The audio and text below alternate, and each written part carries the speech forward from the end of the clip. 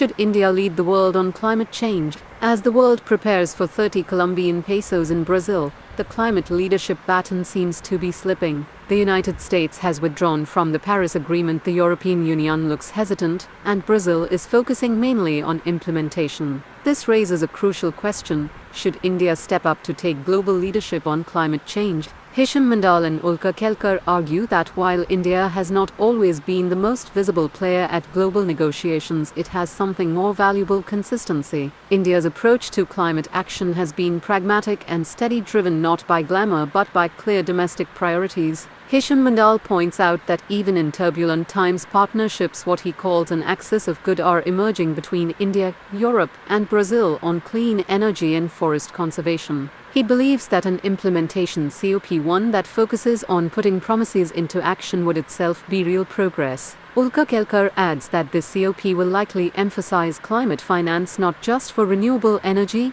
or electric vehicles, but for climate adaptation in vulnerable sectors like agriculture and water. Developing countries like India need to build a strong pipeline of ready-to-fund projects, not just ideas, but detailed, investable projects that attract both public and private financing. Both experts agree that implementation depends on finance, technology and capacity building, the means of implementation. Without new innovative sources of global finance, adaptation will remain underfunded and developing nations will be forced to rely solely on domestic resources. India's energy transition is already showing results. For the first time, emissions from India's power sector have stopped growing even as energy demand rises. This decoupling economic growth from emissions is a major step forward, something not often recognized in the West. Schemes like Kusum, which integrates solar power with agriculture, and electric buses for public transport show that adaptation and mitigation can go hand in hand. India's future commitments, or NDCs, could focus on linking renewable energy to green hydrogen, expanding electrification in industries, and prioritizing high-impact adaptation projects. Ulka Kelkar notes that industries like steel and cement, the hard-to-abate sectors, need fresh technology and finance models to reduce emissions. India can lead by creating a priority project list that blends public and private funding, and by promoting solar plus storage and climate-smart infrastructure. In conclusion, India's leadership on climate change need not come from grand speeches but from practical, scalable models that balance growth, justice and sustainability.